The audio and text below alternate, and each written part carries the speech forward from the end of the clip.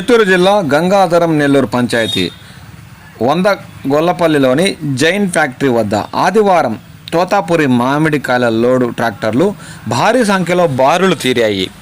మామిడికాయల పర్మిట్లకు సంబంధించి రైతులు శనివారం ఫ్యాక్టరీ ఎదురుగా చిత్తూరు పుత్తూరు రహదారిపై నిరసన వ్యక్తం చేసిన విషయం తెలిసిందే.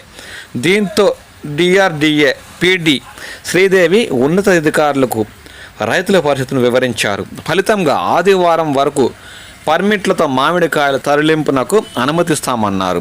సోమవారం నుంచి పర్మిట్లతో సంబంధం లేకుండా మామిడికాయల లోడ్ ట్రాక్టర్లను క్యూ ప్రకారంగా అన్లోడింగ్కి పంపించనున్నట్లు చెప్పారు. ఈ క్రమంలో ఆదివారం ఉదయానికే మండలంలోని వివిధ గ్రామాలకు చెందిన రైతులే కాకుండా ఇతర మండలాల రైతులు కూడా పోటీ పడుతున్నారు. మామిడికాయల ట్రాక్టర్లను క్యూలో పెడుతున్నారు. చిత్తూరు పుత్తూరు రోడ్డు పక్కన సుమారు 200 ట్రాక్టర్లకు పైగా బారులు తీరిన దృశ్యాలు మనకు రహదారి పక్కగా కనిపిస్తున్నాయి. రైతులు సేద తీరేందుకు ట్రాక్టర్లపైనే పడకేస్తూ ఈ కాయలు అన్లోడింగ్ అయితే చాలరా బాబు అన్నట్లు కాలం గడుపుతున్నట్లు మామిడి రైతులు వాపోతున్నారు. రహదారి పక్కనే సేద తీరుతున్న దృశ్యాలు చాలానే మనకు ఫ్యాక్టరీ పరిసర ప్రాంతాల్లో కంటపడతాయి. ఆ దృశ్యాలను ఇప్పుడు మనం చూస్తున్నాం. రహదారికి పక్కగా ట్రాక్టర్లు బారులు తిరిగిన దృశ్యాలు ఇప్పుడు మనం జైన్ గుజ్జు పరిశ్రమ వద్ద చూస్తున్నాము.